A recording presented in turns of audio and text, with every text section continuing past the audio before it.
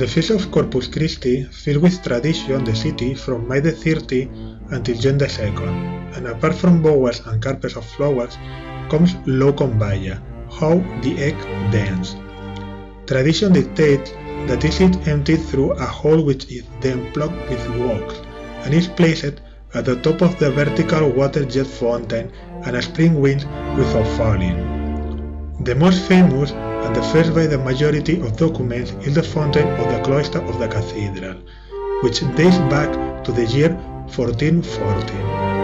At the party of seeing dancing egg also was added the neighboring courtyard or Ardiaca house, and from the 80s of the 20th century the courtyard of the Museum Frederic Marès, the Royal Academy of the Good Letters, the Ateneu Barcelonès, and many others.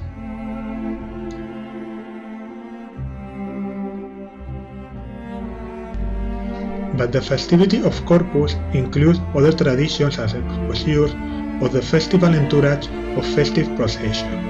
The procession, held in Barcelona since 1320, has had a very important significance for the city and for the citizens because for centuries constitute the true festival of the city.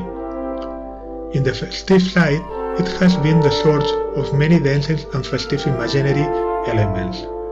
Giants, tadpoles, the bestiary and other dances and interludes that today are part of traditional culture deeply rooted.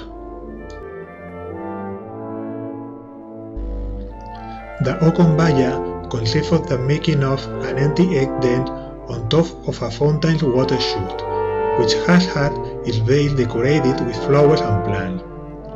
One has identified this image with the figure of the Eucharist at the time of its elevation. However, the allusion of the egg to fertility and plenitude and the fact that this custom happens just because it is Corpus can suggest other interpretations and readings.